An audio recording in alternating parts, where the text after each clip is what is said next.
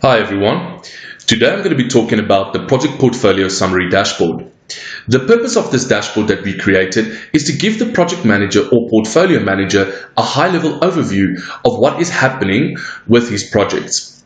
It's specifically ad hoc information pertaining to risks, issues, costs, where the actual versus planned is lying, the actual versus budget spending, and so on. I'm going to start by explaining these numbers here just below the portfolio summary dashboard title.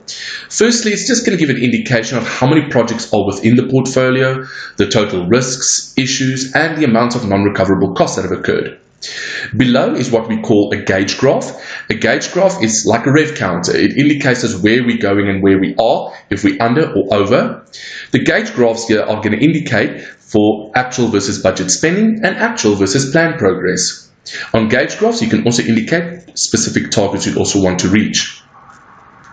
Below, we've got a histogram or a stacked histogram, which will indicate the budget versus actual spending by project manager.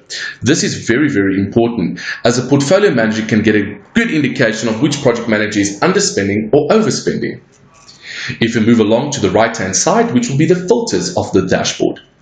I can also filter for specific projects within my portfolio. I can filter for various departments, as well as the certain phases in which the projects are in. On the left-hand side, I can filter also by various durations and cost estimates. Let's filter for executing. If I were to filter for all projects within executing phase, you can see all the numbers have changed. Currently, there are 8 projects in executing, 289 risks and 371 issues, but no recoverable costs.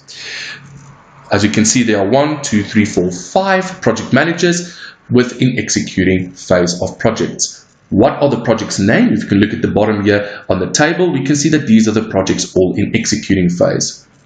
And if I want to retrace my steps, I can just click back on executing.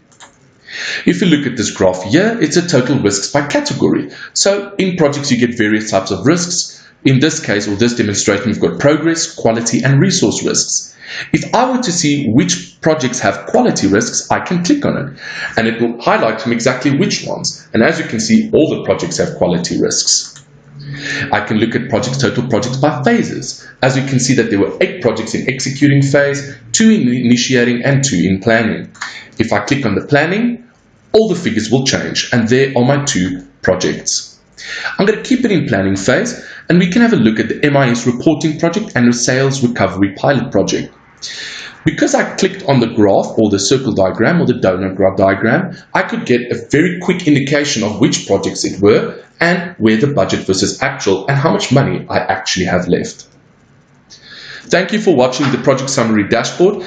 I'll really encourage everybody just to go and follow us on Facebook, LinkedIn, and on Twitter. And please subscribe to our YouTube channel. It will also give you notifications of all the cool and interesting dashboards that are yet to come. And also all the dashboards that we've already created have already been uploaded there. Thank you.